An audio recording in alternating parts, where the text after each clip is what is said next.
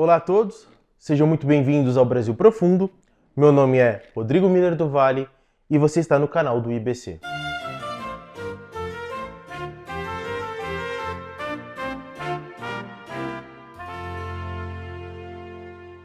No programa de hoje, nós vamos tratar sobre um tema muito difícil, mas extremamente relevante para a história do Brasil e também para a história da humanidade como um todo. Nós vamos falar sobre escravidão. Mas o nosso enfoque, como o próprio nome do programa já fala, Brasil Profundo, se refere à escravidão no Brasil, mais detalhadamente o processo de emancipação dos escravos durante o século XIX. Mas para que a gente possa, de fato, mergulhar um pouco mais nessa questão e conseguir abordar todas as questões relevantes para a temática, nós precisamos fazer uma introdução para que nós possamos inserir a escravidão dentro de um contexto e inserir também o motivo pelo qual a escravidão ela é tão nefasta, ela é tão abjeta, que ela fere todos os princípios e tudo aquilo que é de mais sagrado para os princípios da civilização cristã fundada aqui na terra de Santa Cruz. Bom, mas para começar, nós podemos dizer o seguinte, que a escravidão é sem dúvida o principal problema social de todo o período no qual o Brasil tinha essa mão de obra. Por que estou falando isso? Porque muitos falam que o problema do Brasil é a miséria, muitos falam que o problema do Brasil é a pobreza, muitos falam que o problema maior do Brasil é a criminalidade ao longo do tempo, mas todos eles são muito problemáticos, todos eles são muito difíceis de se lidar e trazem chagas muito grandes para a população em geral, e isso compromete de fato a busca pelo bem comum na terra do Brasil. Mas existe um problema muito grave ao longo de toda a história do Brasil que ele supera em grande quantidade de problemas e de situações, que é a escravidão. Por quê? Porque a escravidão ela é muito abjeta e ela está em tanta antagonismo, em tanta oposição com o bem comum, que nós precisamos compreender ela em toda a sua dimensão. E por que ele é o principal problema social do país? Em primeiro lugar, porque trata uma pessoa como uma propriedade. É muito comum na história da escravidão e ao longo do tempo nós observarmos o seguinte: pessoas que compravam outras pessoas para trabalhar, para exercer a mão de obra, e eles tratavam aquela pessoa como o seu objeto, como a sua posse.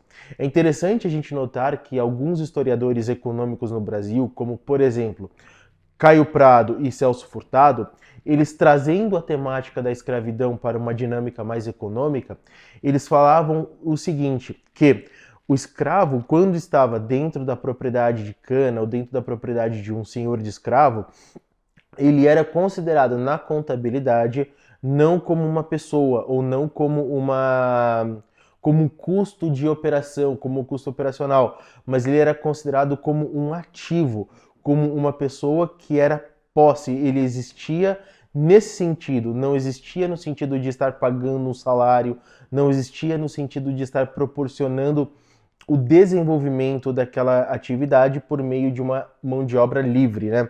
Então era tratado como uma propriedade. Ora, se nós tratamos as pessoas como uma propriedade, nós estamos retirando um dos pontos fundamentais que tanto a igreja quanto o direito natural pregam, que é a dignidade da pessoa humana. Toda pessoa, intrinsecamente, ela possui uma dignidade. E essa dignidade ela precisa ser respeitada, ela precisa ser defendida, porque afinal de contas, se não é um valor definitivo da sociedade a dignidade humana, nós podemos levar a civilização para a barbárie. E todas as vezes que a gente leva a civilização para a barbárie, nós estamos destruindo e não construindo. E se aqui a gente está buscando o bem comum, certamente a gente precisa falar a respeito da construção de uma sociedade e não da destruição. Um outro ponto importante em relação à escravidão é que ela retira a liberdade da pessoa de assumir a própria vida. Ora, se uma pessoa é tratada como uma propriedade, se ela não tem a dignidade em si e ela está sendo retirada a liberdade, ora, Isso vai fazer com que a pessoa não responda pelos seus próprios atos, não tenha responsabilidade sobre tudo aquilo que ela está fazendo, porque ela vive num estado constante de vigilância, ela vive num estado constante de atenção, e ela não vai ter como conseguir, pelo seu próprio direito, pela sua própria responsabilidade, ver a situação das coisas e agir de forma moral. Então, esse é um ponto muito importante que a gente precisa tratar quando a gente está falando de escravidão. E o último aspecto em relação a esse antagonismo muito grande com o bem comum é que ele impede o crescimento da pessoa. A escravidão impede que os homens se desenvolvam, que cresçam, que assumam as responsabilidades, que criem famílias, que se desenvolvam, que busquem as virtudes de uma forma mais ordenada. Por quê? Porque falta alguma coisa para eles. Falta um elemento fundamental, que é essa liberdade, e essa liberdade gerando essa responsabilidade, esse agir na sociedade para criar cidadãos virtuosos que lutem e proponham o bem comum. E por fim, para a gente terminar essa breve introdução a respeito do tema da escravidão, a gente precisa compreender que no Brasil, ao longo do século XX, foram diversos períodos de interação dos políticos, da classe econômica, dos intelectuais, que foram trabalhando a temática da escravidão, que foram observando essa realidade com maior carinho, e com o progresso do século XIX, perdão, chegando até o século XX, a situação ia ficando cada vez mais insustentável, cada vez mais difícil, até que no dia 13 de maio de 1888, pela Princesa Isabel, a Lei Áurea foi assinada, e a gente tem de fato o título dessa aula, que é a Festa da Liberdade, onde muitas pessoas saíram às ruas para celebrar o fim da escravidão, o fim dessa mazela social que assolou o Brasil, e finalmente as pessoas conseguiram ser livres no país. Mas para que a gente possa tratar da maneira mais adequada esse tema da escravidão, nós precisamos voltar lá para a década de 40 do século XIX, então a gente está falando aqui de 1840, para a gente entender como foi todo o processo e como se desenvolveu a luta pela liberdade e a luta pelo fim da escravidão no Brasil. Então, na década de 80, na década de 40 do século XIX, a Grã-Bretanha dominava as relações internacionais e a economia mundial.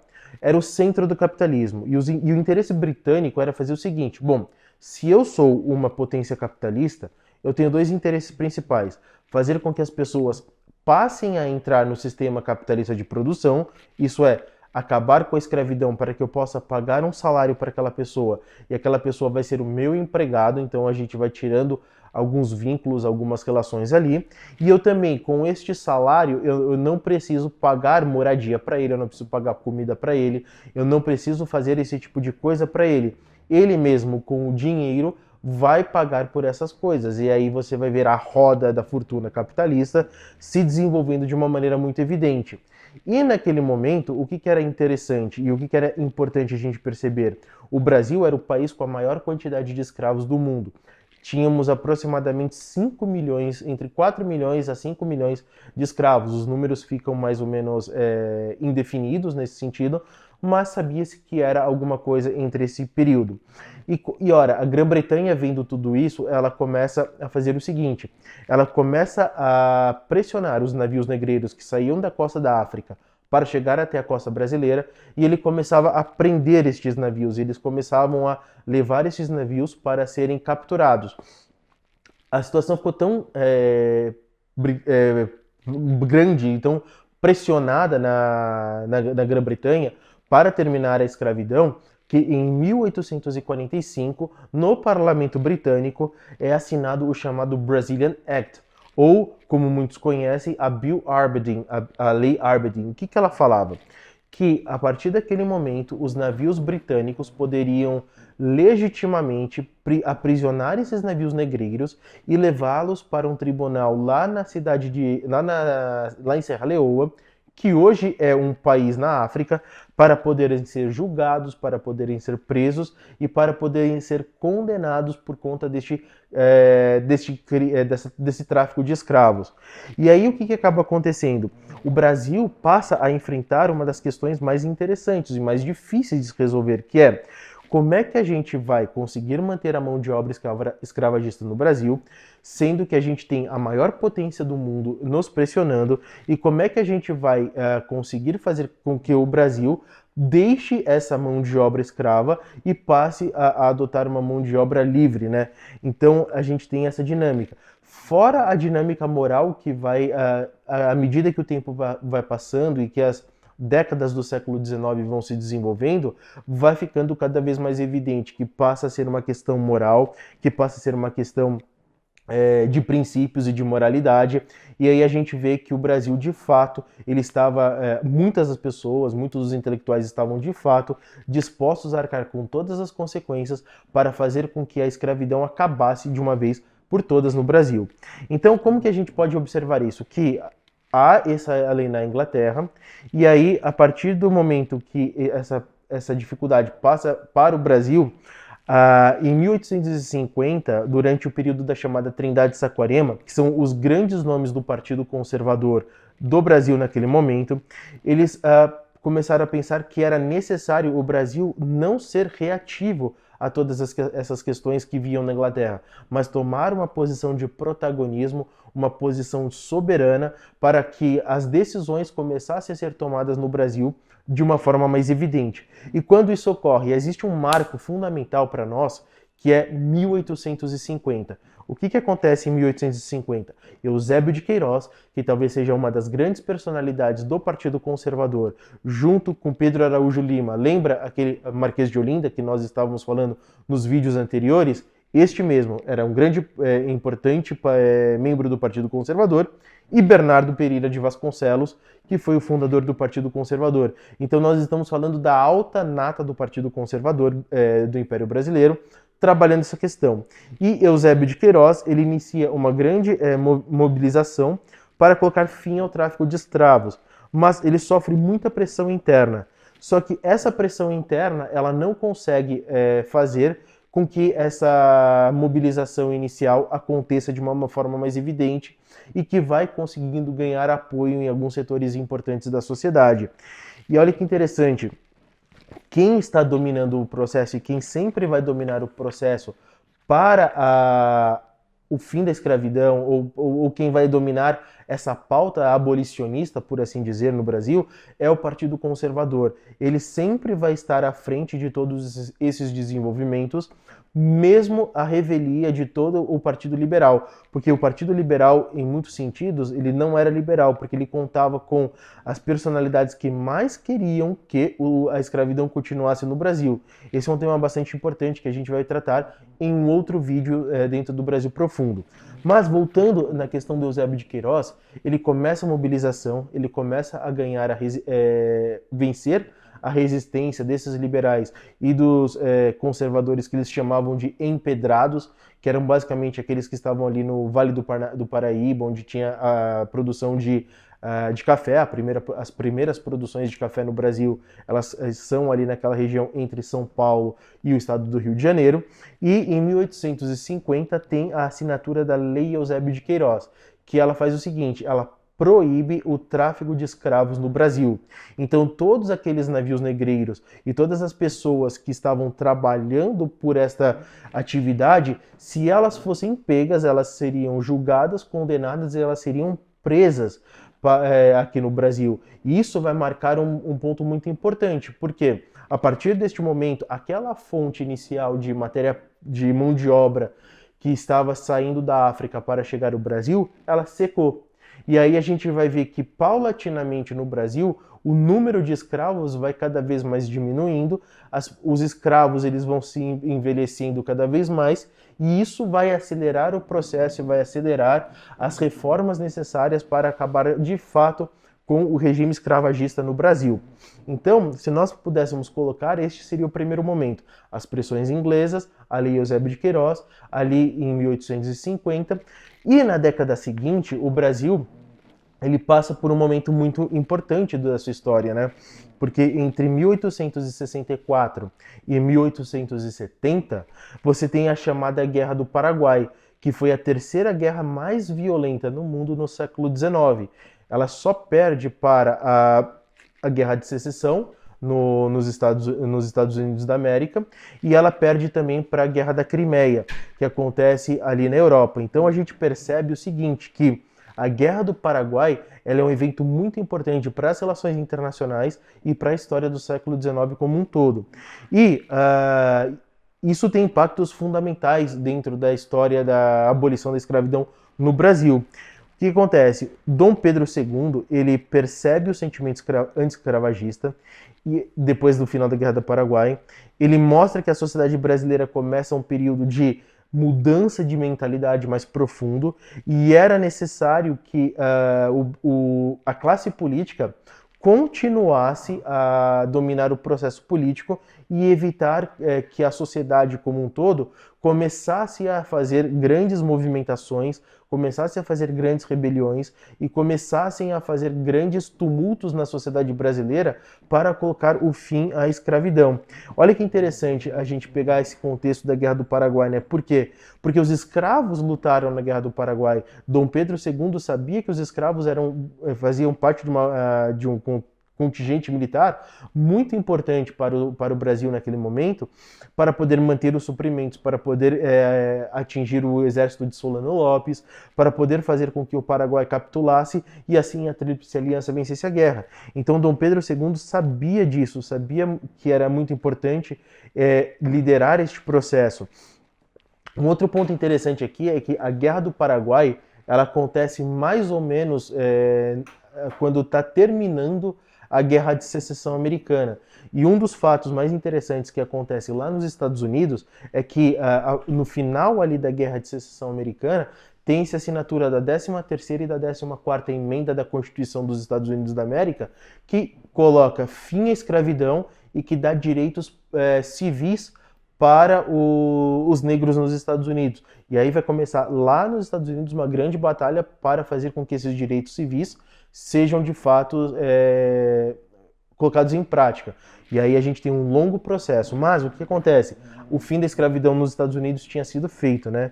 E ao longo de todo este processo de abolição de escravidão, nesse contexto da Guerra do Paraguai, a gente vai perceber que começam a surgir instituições, que começam a surgir entidades, que começam a surgir grupos dentro do Brasil que vão trabalhando, cada um dentro da sua perspectiva, a temática da abolição, a temática da escravidão.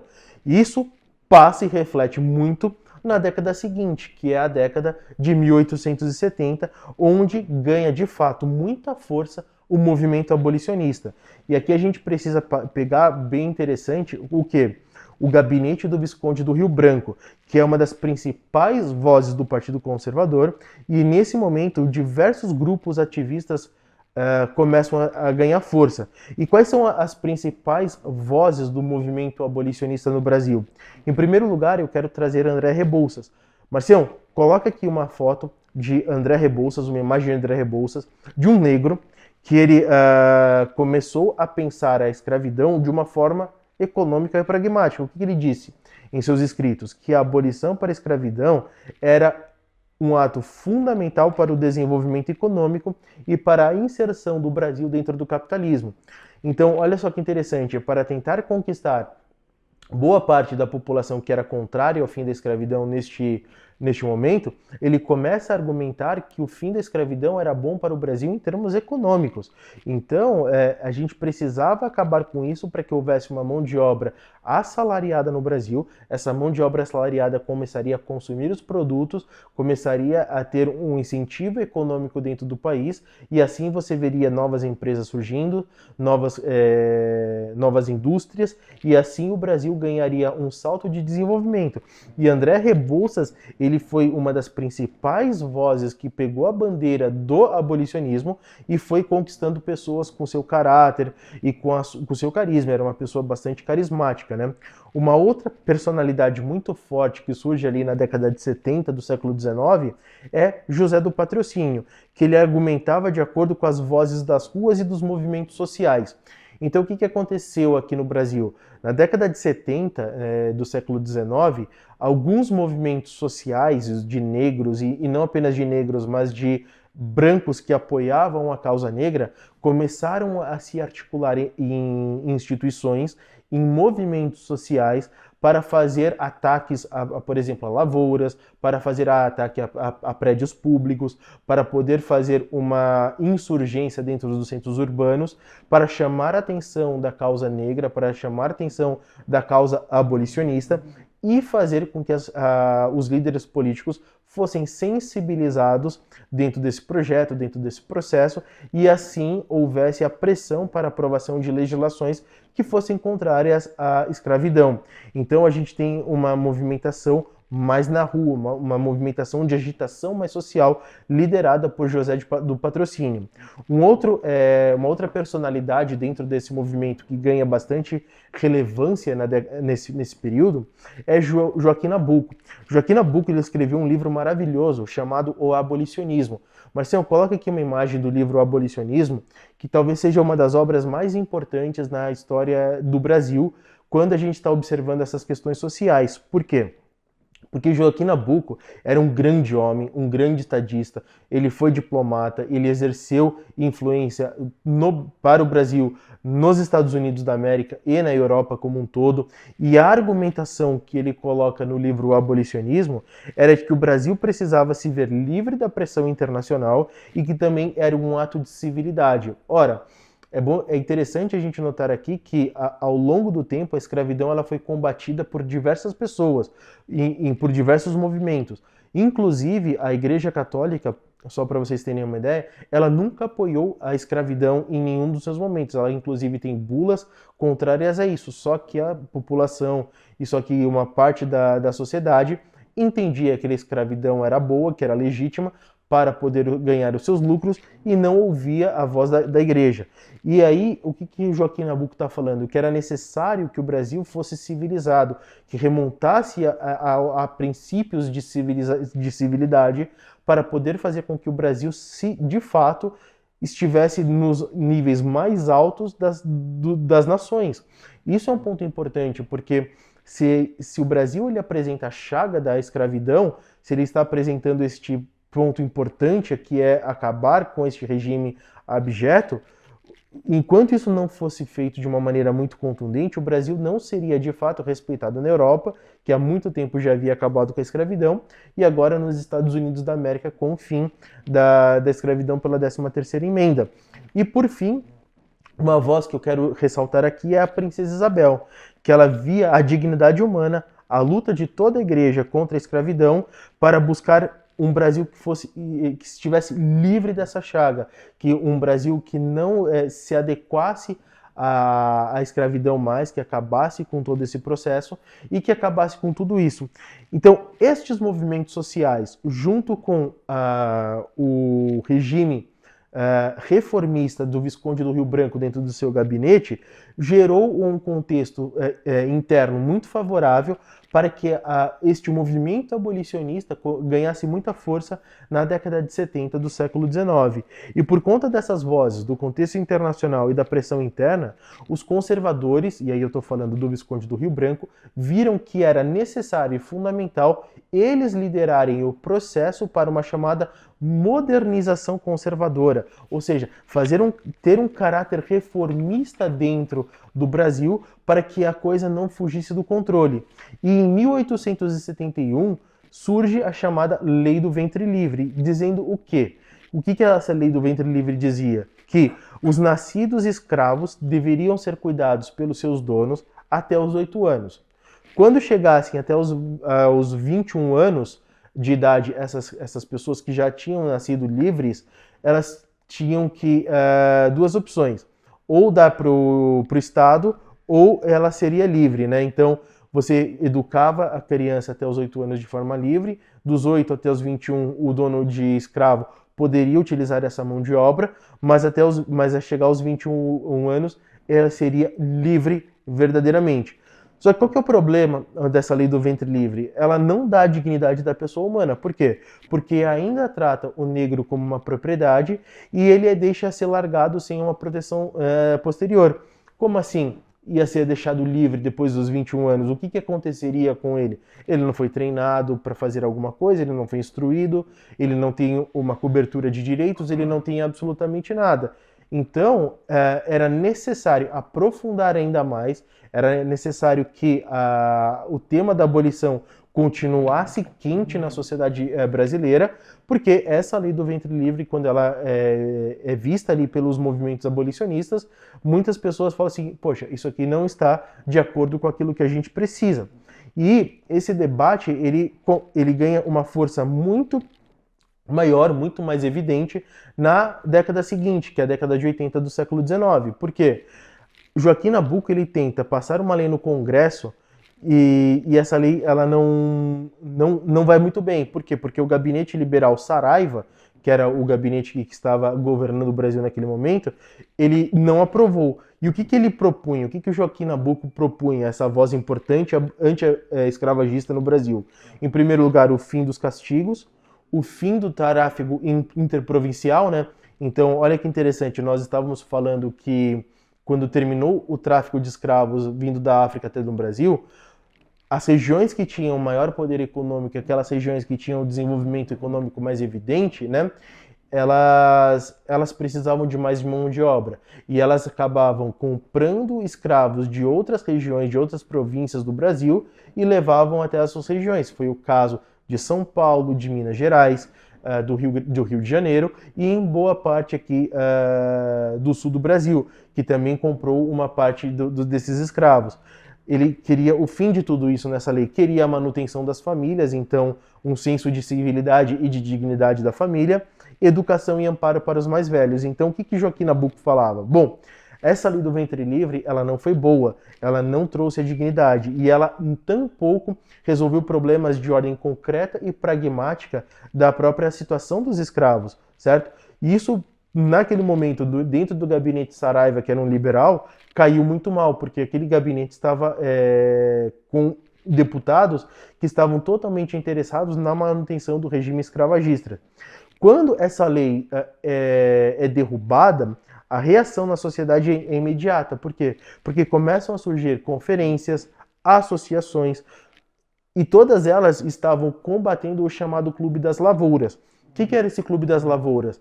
Eram de pessoas que apoiavam a escravidão, que apoiavam a manutenção desse regime de produção dentro do Brasil, e eles começaram a pressionar as pessoas, começaram a pressionar os próprios escravos para fazer voto de silêncio, para pressionar a sociedade, para que a sociedade tivesse um medo social daquilo que esse Clube da Lavoura poderia realizar, né? Então, estes caras, eles queriam, de fato, manter o status quo.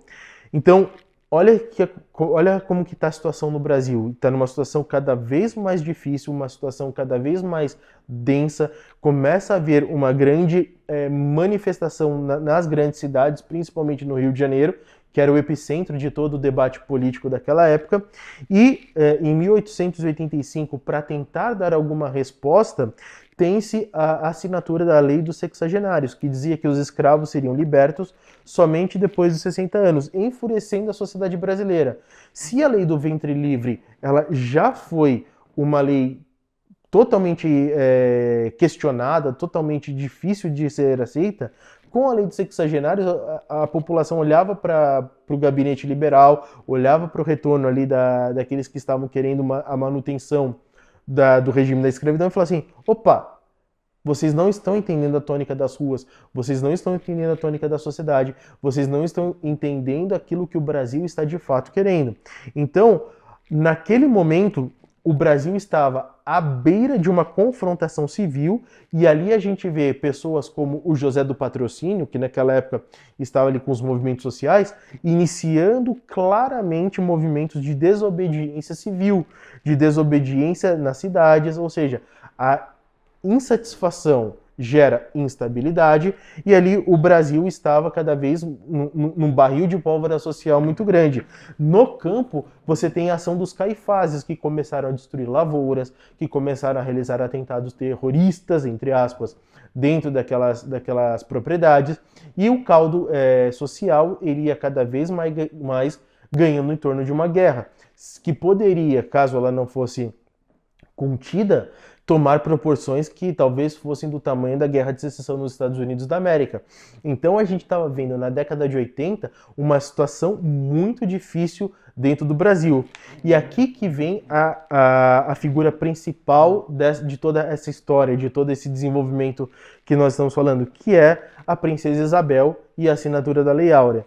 No final da década de 80 do século XIX, ali no gabinete João Alfredo Correia, a situação para a abolição era mais favorável. Por quê? Porque se tinha mais vontade política para isso. O gabinete Saraiva, aquele gabinete liberal, ele foi totalmente questionado nas eleições. Os liberais eles perderam definitivamente o controle do tempo que restava ali do Império, e a gente tinha uma visão mais propícia para isso. O Brasil estava em ebulição, então era necessário que colocasse toda uma atenção clara para falar assim o seguinte: ou a gente vai acabar com a escravidão de uma vez por todas, ou essa modernização conservadora que os conservadores tentaram implementar desde lá da Lei Eusébio de Queiroz vai acabar gerando um caos no país. Então, com a iminência de um caos social político, a Princesa Isabel decide entrar no processo e lidera, juntamente com pessoas muito próximas a ela, a abolição. E ela consegue a assinatura no dia 13 de maio de 1888, a Lei Áurea, que dá um fim à escravidão imediata e que não dá indenizações para aqueles que eram donos dos escravos. Então, o que a gente percebe? Que o protagonismo da Princesa Isabel em fazer com que a escravidão acabasse de uma vez por todas foi crucial. Usou todo o peso da coroa, usou todo o peso da sua influência para acabar com a escravidão. E aqui é um ponto interessante para a gente mostrar a grandeza da Princesa Isabel dentro de todo esse contexto. Quando houve a assinatura da Lei Áurea, o Barão de Cotegipe, Marcelo, coloca aqui uma imagem do Barão de Cotegipe, para que as pessoas possam conhecer, estava do lado dela. E ele disse o seguinte: parabéns, princesa, você acabou de libertar os escravos e você acabou de perder a sua coroa. E de fato é verdade. Por quê? Porque estes emperrados, esses liberais, essas pessoas que queriam a manutenção do regime escravagista, eles entram agora nas fileiras de um outro processo político que estava acontecendo em concomitância com a abolição, que eram os republicanos. Então, junta-se os republicanos com aqueles que não estavam satisfeitos com a abolição, eles vão somar forças e eles vão exercer cada vez mais pressões dentro da política brasileira para que o exército, que também já estava naquele momento contrário em grande medida ao Império Brasileiro, para pôr fim ao regime imperial e estabelecer o regime republicano. Então nós estamos vendo aqui uma personalidade como a Princesa Isabel, que ela não queria de fato nenhum manter o seu cargo, manter o seu status, mas ela estava verdadeiramente preocupada com a dignidade daquelas pessoas.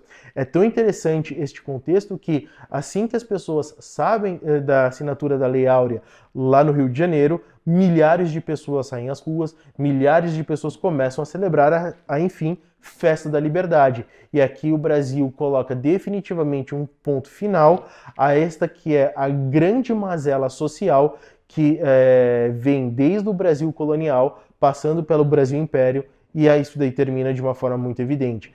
Por este vídeo é isso, pessoal. Um grande abraço a todos vocês. Curtam este vídeo, se inscrevam no nosso canal e comentem aqui. Eu quero ver o que vocês acharam. Comentem neste vídeo o que vocês acharam, o que vocês não sabiam sobre todo o processo de emancipação dos escravos dentro do Brasil. Um grande abraço e fiquem com Deus.